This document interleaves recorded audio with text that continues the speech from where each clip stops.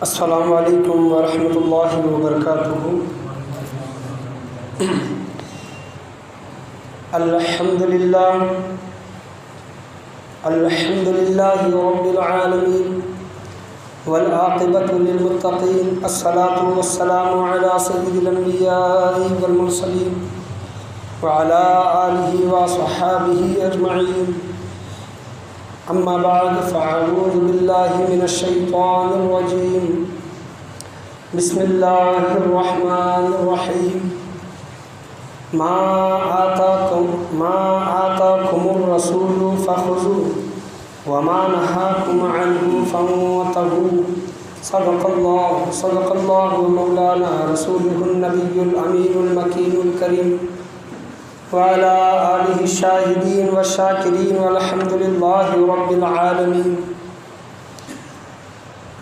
تقریر آغاز کرنے سے پہلے بہتر اور مناسب ہے کہ ہم اور آپ مل کر محمد خضراء میں آرام فرمانے والے آقا حضور مکی مدنی تاجدار مدینہ سرور و قلب وسینہ جناب احمد مجتبیٰ محمد مصطفیٰ صلی اللہ علیہ وسلم کی بارگاہ گوہربار میں درود و سلام کا ہدیہ نثار کریں۔ پڑھے بابا بلند اللہم صلی علی سیدنا و مولانا محمد و بارک وسلم علیہ، الصلاۃ والسلام علیک یا رسول اللہ صلی اللہ علیہ وسلم۔ اور ایک مرتبہ نبی اور آل نبی کی بارگاہ میں درود و سلام کا ہدیہ نثار کریں۔ اللہم صلی علی محمد و علی آل محمد و بارک وسلم علیہ، الصلاۃ والسلام علیک یا رسول اللہ صلی اللہ علیہ وسلم۔ ربیع الاول عید میلاد النبی صلی اللہ علیہ وسلم کے آخری مہینے میں نے ایک موضوع لیا تھا، اختیار والے نبی، اور وہ موضوع آدھا رہ گیا تھا، اور اس کے بعد ربیع الاخر کا مہینہ چلا جس میں حضور سیدنا غوث اعظم رضی اللہ تعالیٰ عنہ کی کرامات، سیرت، ان کی زندگی اور ان کے علم کے متعلق الگ الگ گوشوں پر ان کی زندگی کے بات کی گئی۔ 3 جمعہ اس پر بات ہوئی، تو میں نے جو آدھا میرا موضوع رہ گیا تھا میں نے ربیع الاول میں کہا تھا کہ انشاءاللہ عز و جل اس کو میں آگے مکمل کروں گا۔ اللہ تبارک و تعالیٰ سورہ حشر میں ارشاد فرما رہا ہے، اعوذ باللہ من الشیطان الرجیم، بسم اللہ الرحمن الرحیم۔ 28واں پارہ ہے، سورہ حشر ہے۔ اللہ فرماتا ہے، ما آتاکم الرسول فخذوه وما نہاکم عنہ فانتہوا، یعنی جو اللہ کے نبی صلی اللہ علیہ وسلم تمہیں دیں، تمہیں عطا کریں، ما آتاکم الرسول، رسول کے طرف سے جو تمہیں عطا ہو، فخذوه، اس کو لے لیا کرو، اس کو اختیار کرو، وما نہاکم عنہ فانتہوا، اور جس چیز سے تمہیں منع کرے اور ان چیزوں سے رک جایا کرو۔ تو اس آیت میں تمام چیزوں کا ذکر آیا، یعنی حلال و حرام، جائز ناجائز، برا اور اچھا، گویا ہر چیز کا اس میں وہ موضوع اور بیان آ گیا۔ لیکن میرا آج کا موضوع اسی آیت کے متعلق ہے، اختیار والے نبی، یعنی ہمارے نبی صلی اللہ علیہ وسلم مجبور اور بے کس نہیں تھے، جیسا کہ بعض لکھنے والوں نے اپنی کتابوں میں لکھا کہ ہمارے نبی مجبور تھے، کچھ کر نہیں سکتے تھے، کچھ دے نہیں سکتے تھے۔ تو میں بتانا یہ چاہوں گا کہ اللہ کے پیارے نبی صلی اللہ علیہ وسلم جو کچھ بھی عطا کرتے، اور حضور صلی اللہ علیہ وسلم کی ایک حدیث ہے کہ اللہ تبارک و تعالیٰ کے تمام خزانے میرے پاس ہے، اللہ تبارک و تعالیٰ مجھے عطا کرتا ہے اور میں تم میں تقسیم کرتا ہوں، مجھے اللہ تبارک و تعالیٰ عطا کرتا ہے۔ تو گویا یہ عقیدہ ہمیں بنا لینا چاہیے کہ ہمارے نبی صلی اللہ علیہ وسلم جو کچھ دے رہے ہیں وہ پرسنلی نہیں، ذاتی طور پر نہیں، بلکہ انہیں اللہ نے جو کچھ عطا کیا ہے، اور اللہ کا حکم جس چیز میں شامل ہے، اور اللہ کی مرضی جس شے میں ہے، کہ اللہ جہاں پر چاہتا ہے کہ میرا حبیب یہاں پر یہ چیز لوگوں کو دے، اور وہ حضور صلی اللہ علیہ وسلم عطا کرتے ہیں، اگر یہ عقیدہ بن جائے تو بہت سے اختلافات، لڑائی جھگڑے ختم ہو سکتے ہیں۔ یعنی حضور صلی اللہ علیہ وسلم جو کچھ بھی عطا کرتے ہیں وہ اللہ کی طرف سے عطا ہی ہوتا ہے، بلکہ خود ذاتی طور پر نہیں ہوتا۔ تو میرا موضوع تھا اختیار والے نبی، اور ہمارے نبی صلی اللہ علیہ وسلم کی طاقت، تصرف اور اختیار کتنا بڑا تھا کہ یہ 3-4 جمعہ پہلے میں نے آدھا بیان کر چکا ہوں واقعات کی روشنی میں، احادیث کریمہ کی روشنی میں۔ مکہ معظمہ میں حضور صلی اللہ تعالیٰ علیہ وسلم کا جب تبلیغی کام چلنے لگا، دین کا کام چلنے لگا، اور دن بر دن لوگ اس دین اسلام میں آتے جا رہے تھے، تو ابو جہل کو پریشانی ہوئی۔ ابو جہل حضور صلی اللہ علیہ وسلم کا چچا اور دشمن، کٹر دشمن، اور ہر طرح سے حضور صلی اللہ علیہ وسلم کو تکلیف پہنچانے میں سب سے آگے۔ تو ابو جہل نے دیکھا کہ دن بر دن لوگ مسلمان ہوتے جا رہے ہیں، کافر سے لوگ اسلام میں داخل ہو رہی ہیں، کفر سے اسلام کی طرف واپس جا رہی ہیں، تو ابو جہل نے سوچا کہ کیا کیا جائے۔ تو اس کا شیطانی دماغ، خرافات اس کے دماغ میں یہ آیا کہ حبیب یمنی، ایک حبیب یمنی مکہ معظمہ کا ایک عزت والا، عزت دار شخص تھا، یمن میں رہتا تھا، اور جب کبھی بھی یمن سے وہ مکہ معظمہ آتا تو لوگوں کی مدد کرنا، لوگوں کے معاملات کو مطلب سلجھانا، گویا ہر طرح کا وہ کام کرتا تھا، اور مکہ والوں کے درمیان اس کی بہت بڑی عزت تھی۔ حبیب یمنی ایک بہت عزت والا شخص تھا، اور وہ بولنے میں بہت چالاک تھا حبیب یمنی۔ وہ ابھی اسلام نہیں لائے تھے، بعد میں اسلام لے کر آئے۔ ابو جہل نے اس کو خط لکھا حبیب یمنی کو کہ میرے دوست، وہ ابو جہل کا دوست تھا، میرے دوست یہاں پر مکہ کے معاملات ایسے ہیں، تو جتنی جلدی ہو سکے مکہ معظمہ آ، محمد نامی شخص نے، میرے بھتیجے نے یہاں پر نبوت کا اعلان کیا ہے، تو اس سے آ کر بات کر اور لوگوں کو محمد صلی اللہ علیہ وسلم سے بچا۔ تو حبیب یمنی کو جب ابو جہل کا خط پہنچا تو وہ مکہ معظمہ آیا، اور بات کرنے میں شاطر، چالاک، اور جب حضور صلی اللہ علیہ وسلم کی بارگاہ میں جب وہ پہنچا تو حضور صلی اللہ علیہ وسلم سے مطالبہ کیا کہ آپ کیا کہتے ہیں؟ تو حضور صلی اللہ علیہ وسلم نے کہا کہ اللہ ایک ہے، میں اللہ کا بھیجا ہوا نبی اور رسول ہوں، آخری پیغمبر ہوں، اور دین اسلام جو ہے وہ سچا اسلام ہے۔ تو حبیب یمنی کہتا ہے کہ اس کی نشانی کیا ہے؟ آپ، ہر نبی جو آتا ہے کوئی معجزہ لے کر آتا ہے، آپ کے پاس کیا معجزہ ہے کہ آپ اللہ کے سچے رسول ہیں؟ تو حضور صلی اللہ علیہ وسلم نے کہا کہ جو تو کہے، جو تو مطالبہ کرے، جو تو سوال کرے، وہ معجزہ میں دکھانے کو تیار ہوں۔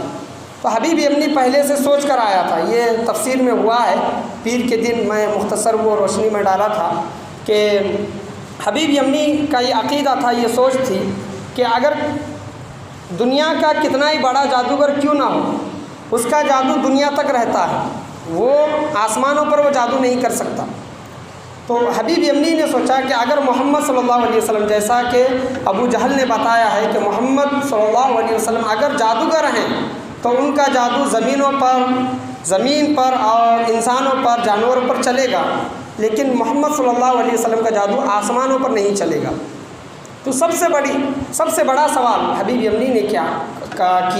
اور کہا کہ اگر آپ اللہ کے سچے نبی اور رسول ہیں تو یہ جو چاند جو دکھ رہا ہے، 14ویں رات کا جو چاند ہے، اس چاند کے 2 ٹکڑے کر دیں۔ یہ ایسا دعویٰ، ایسا سوال، ایسا مطالبہ کسی نے نہیں کیا تھا مکہ میں، لیکن حبیب یمنی باتوں میں چالاک تھا، تو اس نے اسی طرح کا سوال کیا حضور صلی اللہ علیہ وسلم سے، اگر محمد صلی اللہ علیہ وسلم جادوگر ہیں تو زمین پر ان کا چلے گا، آسمان پر جادو کسی کا نہیں چلے گا۔ تو حضور صلی اللہ علیہ وسلم نے، یہ حدیث میں آپ کے سامنے بیان کر رہا ہوں واقعات کی شکل میں، یہ حدیثوں میں آیا ہے یہ تذکرہ، اور یہ حدیثیں ہیں۔ تو حضور صلی اللہ علیہ وسلم نے حبیب یمنی کے سوال پر انگلی کا ایک اشارہ کیا آپ صلی اللہ علیہ وسلم نے، اور جو چاند تھا، 14ویں رات کا جو چاند تھا، آپ صلی اللہ علیہ وسلم کی انگلی کے ایک اشارے سے وہ چاند 2 ٹکڑے ہو گیا۔ سبحان اللہ، چاند 2 ٹکڑے ہو گیا۔ راوی کہتے ہیں، دیکھنے والوں نے کہا کہ حضور صلی اللہ علیہ وسلم جس پہاڑی پر ٹھہر کر چاند کو اشارہ کیا، یا پھر وہ چاند جو پہاڑوں کے اوپر تھا تو چاند کے اتنے 2 ٹکڑے ہوئے کہ وہ پہاڑوں کے درمیان چاند الگ ہو گئے، آدھا ٹکڑا چاند کا ادھر، آدھا ٹکڑا چاند کا ادھر ہمیں دکھائی دینے لگا۔ اور یہ واقعہ مکہ والوں نے اپنی آنکھوں سے دیکھا، اور یہاں تک کہ نہیں، انڈیا میں بھی وہ معجزہ دیکھا گیا ہے، یہ بارہا ہم علماء کرام سے سنتے ہیں۔ تو حبیب یمنی نے جو وہ معجزہ دیکھا حضور صلی اللہ علیہ وسلم کا، تو وہ حیران ہو گیا،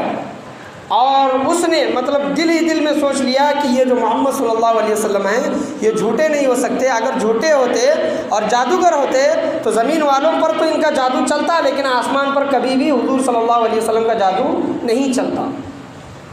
تو وہ مطلب دل ہی دل میں پشیمن ہوا، شرمندہ ہوا، اور حبیب یمنی خاموش ہو گیا، اور حضور صلی اللہ علیہ وسلم نے کہا کہ اے حبیب یمنی، بتا تیرا دوسرا سوال کیا ہے؟ تیرا دوسرا سوال۔ اور حبیب یمنی نے دل ہی میں ارادہ کر کے یمن سے آیا تھا کہ اگر محمد صلی اللہ علیہ وسلم میرا پہلا سوال پورا کرتے ہیں، اگر چاند کے 2 ٹکڑے کرتے ہیں، تو وہ خود بتا دیں گے کہ میرے دل کے اندر دوسرا سوال کیا ہے۔ تو حضور صلی اللہ علیہ وسلم نے کہا کیا ہے حبیب یمنی تیرا دوسرا سوال کیا ہے یہ بتا۔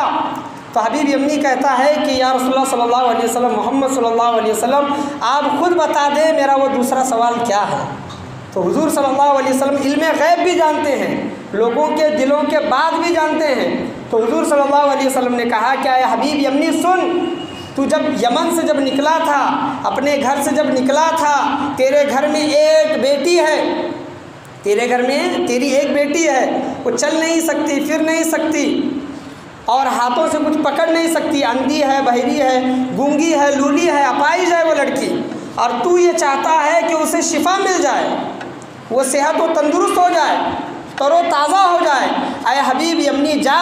ہم نے تیرے اس بیٹی کو شفا دے دی، سبحان اللہ، ہم نے تیری اس بیٹی کو شفا دے دی۔ حبیب یمنی قدموں میں گر گیا، رونے لگا اور کہنے لگا کہ بے شک آپ اللہ کے سچے نبی اور رسول ہیں، اور اس نے وہاں پر اسلام لایا۔ ابو جہل نے یہ دیکھا تو یہ معاملہ ہی الٹا پڑ گیا، میں تو لوگوں کو ان سے دور کرنے کے لیے لے کر آیا تھا، یہ خود حضور صلی اللہ علیہ وسلم کا غلام ہو گیا اور عاشق ہو گیا، مسلمان ہو گیا۔ اور وہاں پر جب حبیب یمنی جب یمن کو جاتا ہے اور بیٹی کو دیکھتا ہے، تو جو بیٹی چل نہیں سکتی تھی، پھر نہیں سکتی تھی، بول نہیں سکتی تھی، سن نہیں سکتی تھی، وہ بیٹی اپنے ابا جان کا استقبال کر رہی ہے، گھر میں اپنے باپ کا خوش آمدید کر رہی ہے، باپ پریشان بیٹی کو دیکھ کر، اور بیٹی کہتی ہے کہ ابا جان جب آپ یمن سے مکہ گئے تھے، میرے خواب میں ایک ہستی آئی اور ان کے ساتھ کچھ اصحاب تھے، اور وہ ہستی ایک دم نورانی شکل والی، نورانی شکل ان کی تھی، اور وہ ہستی مجھ سے کہہ رہی ہے کہ اے بیٹی تیرے باپ نے مکہ میں میرے ہاتھوں کے اوپر کلمہ پڑھا ہے، تو یہاں پر کلمہ پڑھ لے۔ تو وہ حبیب یمنی کہتی ہے کہ بیٹا وہ جو شخصیت، وہ جو ہستی تیرے خواب میں آئے تھے، وہ کوئی اور نہیں جناب محمد رسول اللہ صلی اللہ تعالیٰ علیہ وسلم، جو تجھے اور تیرے باپ کو مشرف با اسلام کیے۔ تو بتانے کا حاصل کلام یہاں پر یہ ہے کہ ما آتاکم الرسول فخذوہ، اللہ کے نبی صلی اللہ علیہ وسلم جو تمہیں عطا کرے وہ لو۔ اور حضور صلی اللہ تعالیٰ علیہ وسلم کا اختیار دیکھے کہ چاند پر بھی حضور صلی اللہ تعالیٰ علیہ وسلم کا ہمارے اختیار ہے۔ آج لوگ مہینوں سالوں کوششیں کرتے ہیں چاند پر جانے کی، لیکن ہمارے نبی صلی اللہ علیہ وسلم نے زمین پر ہی چاند کے 2 ٹکڑے کیے، زمین پر ہی چاند کے 2 ٹکڑے کیے ہیں۔ اللہ نے حضور صلی اللہ تعالیٰ علیہ وسلم کو ایسا تصرف اور ایسی طاقت آپ صلی اللہ تعالیٰ علیہ وسلم کو عطا کی ہے۔ تو یہ اختیار والے نبی نہیں ہیں تو اور کیا ہیں؟ اگر ہمارے نبی مجبور ہوتے، لاچار ہوتے اور خود کی بیٹی کو کہتے کہ بیٹا فاطمہ عمل کرنا، عمل کام آئیں گے، ضرور بے شک یہ حضور صلی اللہ علیہ وسلم نے حضرت فاطمہ رضی اللہ تعالیٰ عنہ کو فرمایا ہے، لیکن ایک خوشخبری فاطمہ رضی اللہ عنہ کو یہ بھی دی ہے کہ بیٹا فاطمہ تو جنتی عورتوں کی سردار ہوگی۔ تم یہ تو قول کہتے ہو، لوگوں کے سامنے یہ تو بات کہتے ہو کہ حضور نے اپنی بیٹی کو کہا تھا کہ بیٹی فاطمہ عمل کرنا، عمل کام آئے گا، لیکن یہ چیز نہیں کہتے کہ اسی شخصیت کے بارے میں آپ صلی اللہ علیہ وسلم نے فرمایا کہ بیٹا تو جنتی عورتوں کی سردار ہوگی۔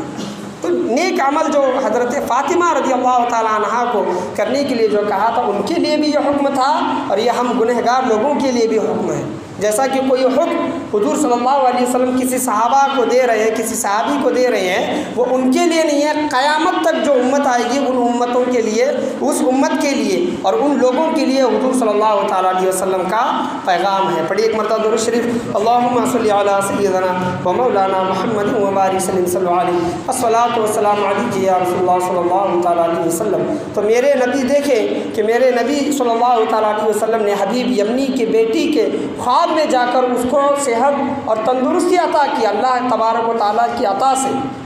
وہ جو بہری، لولی، لنگڑی چل نہیں سکتی تھی، پھر نہیں سکتی تھی، اور اس کو کلمہ پڑھایا،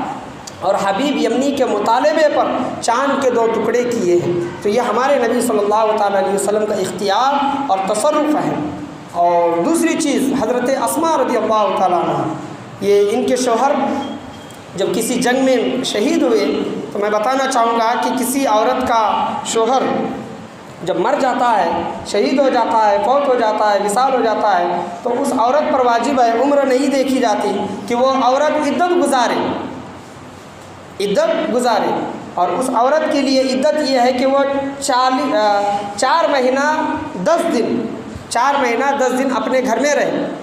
اور وہ اس کی عدت ہے. اور اس کے پیچھے سائنسی وجوہات بھی ہیں، اور آپ دیکھ سکتے ہیں حضور صلی اللہ تعالیٰ علیہ وسلم کا اس پر فرمان بھی ہے. اگر سائنسی وجوہات میں اس تفصیل میں جانا چاہوں گا تو یہ موضوع الگ ہو جائے گا، لیکن میں بیان کرنا نہیں چاہوں گا. لیکن حضور صلی اللہ علیہ وسلم کا فرمان ہے کسی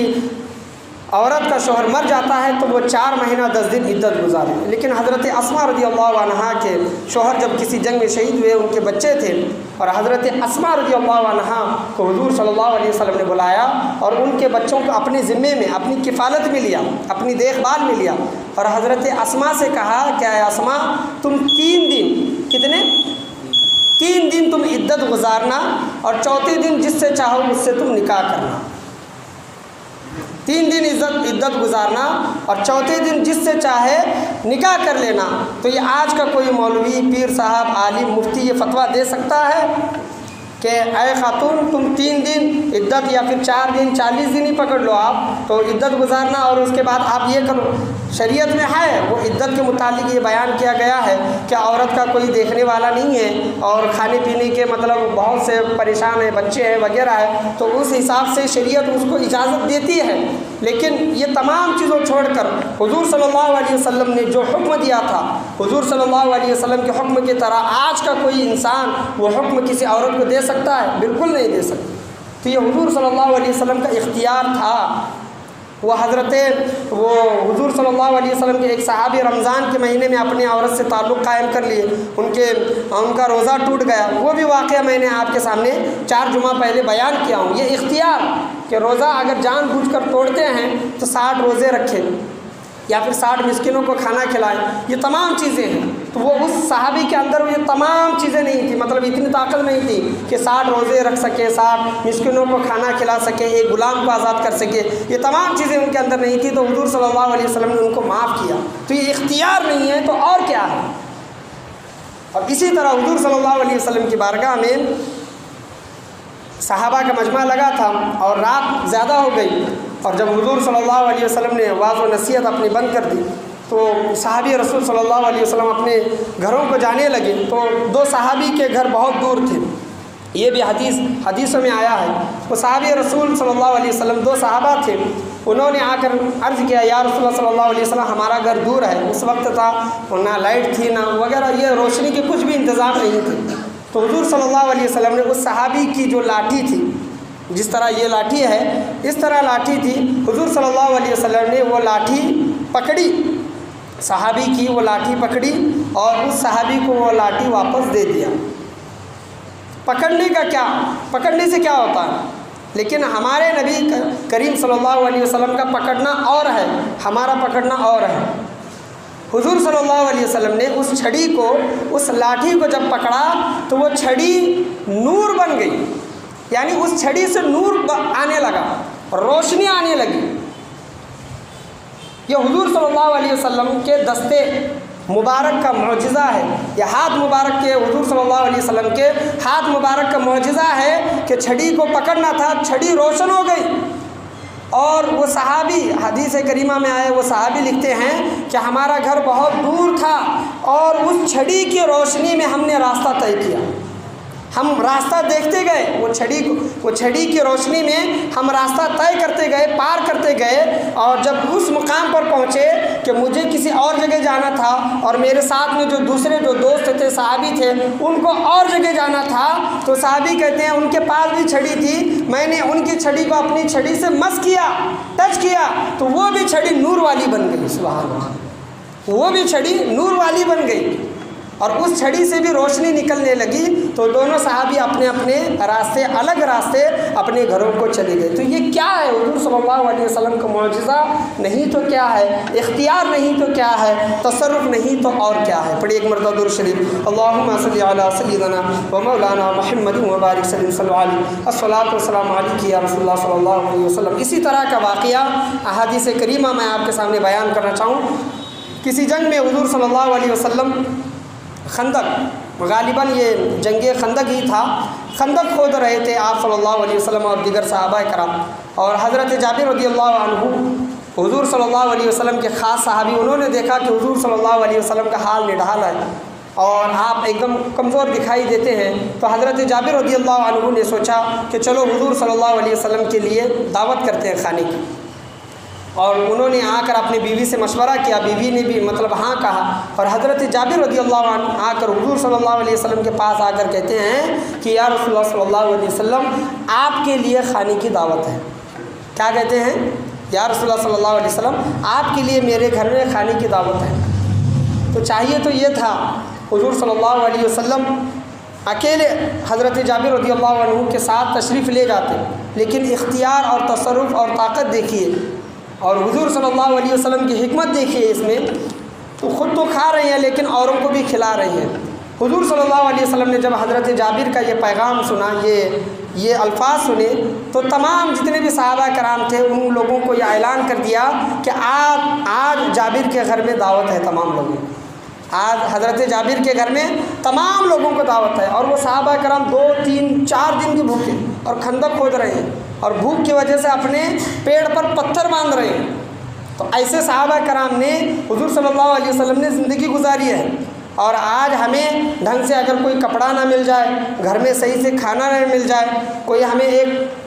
چونٹی کاٹ لے، ٹھیس لگ جائے، تو ہم فوراً گلے شکوے شروع کر دیتے ہیں کہ ہمارے پاس یہ نہیں ہے، وہ نہیں ہے، وہ نہیں ہے۔ اسلام ہمارے پاس کتنی مشکلات سے، کتنی پریشانیوں کا سامنا کرتے ہوئے ہمارے تک پہنچا ہے، صحابہ کرام نے کتنے ظلم و ستم سہ کر ہمارے تک یہ اسلام کو پہنچایا ہے، ہمیں اس کا اندازہ نہیں ہے، اسی وجہ سے ہمیں اس کی اہمیت بھی نہیں ہے۔ اسلام کی دین کی ہمارے نزدیک اتنی اہمیت نہیں ہے، کیونکہ ہم اس دین کی اہمیت کو نہیں سمجھتے کہ یہ دین ہمارے نزدیک کس طرح پہنچا ہے۔ تو حضور صلی اللہ علیہ وسلم نے اعلان کر دیا کہ جابر کے گھر میں تمام لوگوں کو کھانا ہے، تو سینکڑوں کی تعداد میں وہ صحابہ کرام تھے، آپ اندازہ لگا لیں غالباً 1000 کے نزدیک صحابہ کرام وہاں پر وہ موجود تھے۔ اور کھانا کن کے لیے ہے؟ صرف 4 لوگوں کا کھانا ہے، یا پھر حضور صلی اللہ علیہ وسلم، حضرت ابوبکر و عمر، یا پھر حضور صلی اللہ علیہ وسلم کے ساتھ جو خاص 4 5 10 صحابہ کرام رہتے تھے، ان کے لیے وہ دعوت تھی۔ اور حضور صلی اللہ علیہ وسلم نے اعلان سب کے لیے کر دیا، تمام لوگ حضور صلی اللہ علیہ وسلم کے حکم پر حضرت جابر رضی اللہ عنہ کے گھر چلے، تمام صحابہ کرام بیٹھے گھر میں، حضرت جابر پریشان، ان کی زوجہ پریشان، حضرت جابر رضی اللہ عنہ آ کر کہتے ہیں کان میں حضور صلی اللہ علیہ وسلم کے کہ یا رسول اللہ صلی اللہ علیہ وسلم دعوت تو صرف آپ کے لیے تھی، آپ نے تمام لوگوں کو بلایا ہے، کھانا گھر میں اتنا نہیں ہے کہ اتنے لوگوں کو کافی ہو جائے، کھانا اتنا نہیں ہے، اتنی ہانڈی تھی، اتنی ہانڈی ہوگی، اس میں کتنے لوگ کھا سکتے ہیں اتنی ہانڈی۔ تو حضور صلی اللہ علیہ وسلم نے کہا کہ مجھے گھر میں لے چلو، اور آپ صلی اللہ علیہ وسلم نے اپنا لعاب دہن اس ہانڈی مبارک میں جو کھانا تھا اس میں ڈال دیا، اس ہانڈی میں کھانا جس میں تھا اس میں ڈال دیا، اور اس پر کپڑا ڈال دیا، اور حضرت جابر سے کہا کہ اے جابر اس میں سے کھانا نکالتے جاؤ اور لوگوں کو کھلاتے جاؤ، لیکن کپڑا نہیں ہٹانا، کپڑا نہیں ہٹانا۔ تو حضرت جابر رضی اللہ عنہ نے حضور صلی اللہ علیہ وسلم کے فرمان پر اس پر کپڑا ڈالا اور کھانا نکالتے گئے، اور جتنے ہزاروں کی تعداد میں، 1000 کی تعداد میں صحابہ کرام تھے، سینکڑوں کی تعداد میں صحابہ کرام تھے، اور حضرت جابر رضی اللہ عنہ کہتے ہیں کہ اتنی سے ہانڈی میں سینکڑوں اور ہزاروں صحابہ کرام نے کھانا کھایا، اور کھانا جیسا تھا ویسا ہی باقی رہا۔ سبحان اللہ، یہ ہمارے نبی کریم صلی اللہ علیہ وسلم کا اختیار، معجزہ، اللہ تبارک و تعالیٰ کی طرف سے یہ عطا تھی۔ ہمارے حضور نبی کریم صلی اللہ علیہ وسلم کے لعاب دہن میں، تھوک مبارک میں جب اتنی برکت ہے تو خود سراپا حضور صلی اللہ علیہ وسلم کے اندر کتنی برکتیں ہوں گی، اس کا اندازہ ہم لگا بھی نہیں سکتے۔ اے نور خدا رتبہ تیرا کوئی کیا جانے خالق کے سوا، یہ ہمارے دادا پیر و مرشد نے جو کہا ہے، ان کا مقام اور مرتبہ کوئی نہیں جان سکتا سوائے اللہ تبارک و تعالیٰ کی۔ اللہ جانتا ہے محمد کا مرتبہ جو کہتے ہیں، اللہ تبارک و تعالیٰ کے سوا حضور صلی اللہ علیہ وسلم کا مقام و مرتبہ کسی نے جانا ہی نہیں ہے، اور جس نے جتنا جانا ہے اس کی پہنچ وہاں تک ہی ہے۔ جس نے یہ جانا ہے کہ ہمارے بڑے بھائی کی طرح ہے، ہمارے گاؤں کے چودھری کی طرح ہے، ہماری طرح ہے، تو انہوں نے وہ لکھ دیا، اور جنہوں نے جانا ہی نہیں تو انہوں نے کہا کہ ہم تو مالک ہی کہیں گے مالک کے حبیب، ہم تو مالک ہی کہیں گے مالک کے حبیب، یعنی محب وہ محبوب نے نہیں میرا تیرا، یعنی جو کچھ اللہ تبارک و تعالیٰ کا ہے، اللہ تبارک و تعالیٰ کی عطا سے وہ حضور صلی اللہ تعالیٰ علیہ وسلم کا ہے۔ پڑھی ایک مرتبہ درود شریف، اللہم صلی علی سیدنا و مولانا محمد مبارک صلی اللہ علیہ الصلاۃ والسلام علیک یا رسول اللہ صلی اللہ علیہ وسلم۔ اسی طرح کا واقعہ ایک صحابی جنگ کے دوران مطلب جانا چاہتے تھے، وہ جنگ میں، یہ بھی حدیث ہے، جانا چاہتے تھے لیکن ان کے پاس تلوار نہیں تھی، یہ بھی آپ نے واقعہ سنا ہوگا، ان کے پاس تلوار نہیں تھی، چھڑی تھی، ایک لاٹھی سمجھ لیں، چھڑی یا پھر لاٹھی تھی۔ وہ حضور صلی اللہ علیہ وسلم کی بارگاہ میں لے کر آئے اور کہنے لگے کہ یا رسول اللہ میں جنگ پر جانا چاہتا ہوں، سامنے والوں کے پاس تیر ہے، بھالے ہیں، ہتھیار ہے، تلواریں ہیں، میرے پاس کچھ بھی نہیں۔ حضور صلی اللہ علیہ وسلم نے صحابی کے ہاتھ میں جو چھڑی دیکھی، اس کو ہاتھ لگانا تھا، وہ چھڑی تلوار میں تبدیل ہو گئی، وہ چھڑی تلوار میں تبدیل ہو گئی۔ یہ معجزہ صحابی نے اپنی آنکھوں سے خود دیکھا ہے۔ اور حضرت ام معبد کی بکری کا واقعہ، حضرت ام معبد یہ بھی صحابیہ ہیں۔ حضرت حضور صلی اللہ علیہ وسلم کا گزر، حضرت ابوبکر صدیق رضی اللہ عنہ ان کے ساتھ تھے، گزر کہیں پر ہو رہا تھا تو حضرت ام معبد رضی اللہ عنہا کے جھوپڑی پر رکے، ان کے شوہر بھی وہاں تھے۔ حضور صلی اللہ علیہ وسلم نے ام معبد سے کہا کہ کچھ کھانے کے لیے کچھ ہے، تو ام معبد نے کہا کہ کھانے کے لیے کچھ نہیں ہے، اور وہ زمانہ بھی ایسا تھا کہ اگر آپ دوپہر کا کھاتے ہیں تو آپ کے پاس کھانے کی چیز نہیں ہوتی تھی، شام کے لیے کھانے کی چیز نہیں ہوتی تھی، آپ کو کما کر کھانا ہوتا تھا۔ مالداروں کا حال الگ تھا، وہ جمع کر کے رکھتے تھے، لیکن غریبوں کا حال یہ تھا، حضور صلی اللہ علیہ وسلم اور اہل بیت اطہار کے گھر کا حال اور صحابہ کے گھر کا حال یہ تھا، جو غریب صحابہ تھے، اگر دوپہر میں کھانا کھائے ہیں، کھانا ختم ہو گیا، شام کے لیے کھانا نہیں رہتا تھا۔ اتنی غریبی اور مفلسی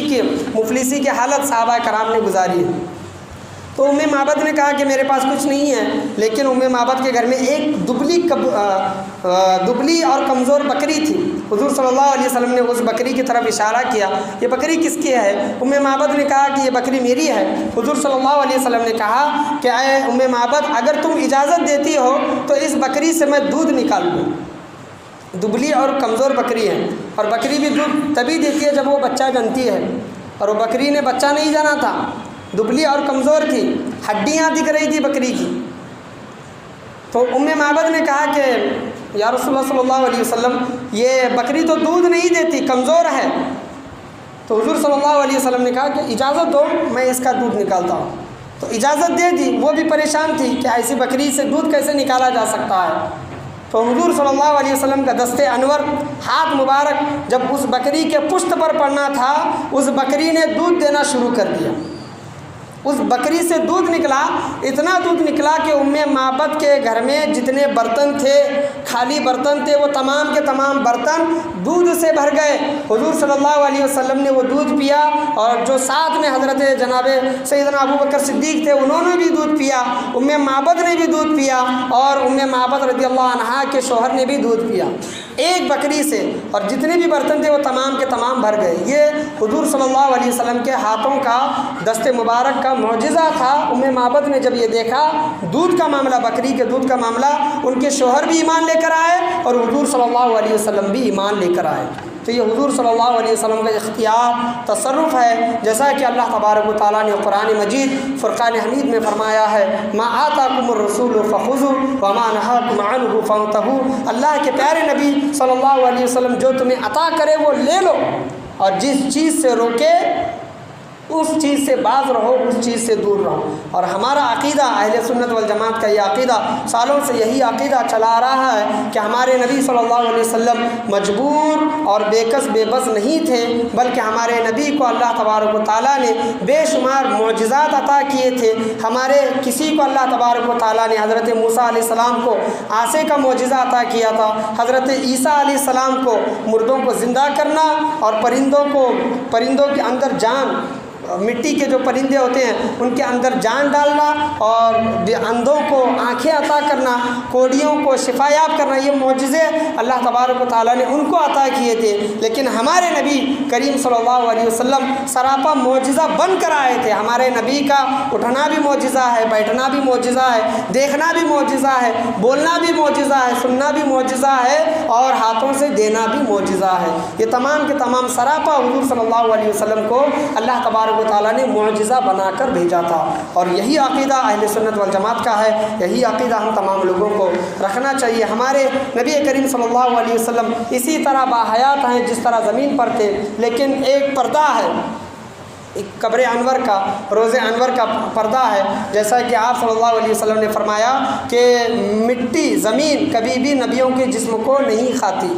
نبی کے جسم اسی طرح صحیح سلامت رہتے ہیں جس طرح زمین پر ہے۔ قبروں میں بھی نبیوں کے جسم کو اللہ تبارک و تعالیٰ نے صحیح و سلامت رکھا ہے، اور اللہ نے قبر میں بھی، روز انور میں بھی ان کو رزق اللہ تبارک و تعالیٰ عطا کرتا ہے، اور ہمارے نبی اسی طرح عطا کرتے ہیں جس طرح آپ صلی اللہ علیہ وسلم اپنی حیات طیبہ میں عطا کرتے تھے۔ اللہ تبارک و تعالیٰ سے یہی دعا ہے کہ اللہ تبارک و تعالیٰ ہم تمام لوگوں کو عقائد اہل سنت والجماعت پر قائم و دائم عطا فرمائے۔ حضور صلی اللہ علیہ وسلم کا جو کچھ علم تھا، معجزہ تھا، جو کچھ بھی اختیارات اور تصرفات تھے، وہ اللہ تبارک و تعالیٰ کی طرف سے، اللہ تبارک و تعالیٰ کی عطا سے تھے۔ یہ ہمارا عقیدہ ہے، اہل سنت والجماعت کا عقیدہ ہے۔ اسی عقیدے پر اللہ تبارک و تعالیٰ ہم تمام لوگوں کو قائم و دائم رکھے۔ آج کے جمعہ میں حضور صلی اللہ علیہ وسلم کے اختیار تصرف پر جو کچھ بھی بولا سنا گیا ہے، سمجھا گیا ہے، بولنے سننے میں، سمجھنے میں، سمجھانے میں کسی بھی قسم کی غلطی، کمی بیشی، کوتاہی، خامی ہوئی ہو، اللہ تبارک و تعالیٰ اپنے فضل و کرم سے معاف عطا فرمائے۔ بولنے میں، سننے میں، سمجھنے میں کسی بھی قسم کی غلطی ہوئی ہوگی، اللہ تبارک و تعالیٰ اپنے فضل و کرم سے معاف عطا فرمائے۔ بولنے اور سننے سے زیادہ عمل کرنے کی توفیق و رفیق عطا فرمائے، اور اللہ سے دعا ہے کہ اللہ تبارک و تعالیٰ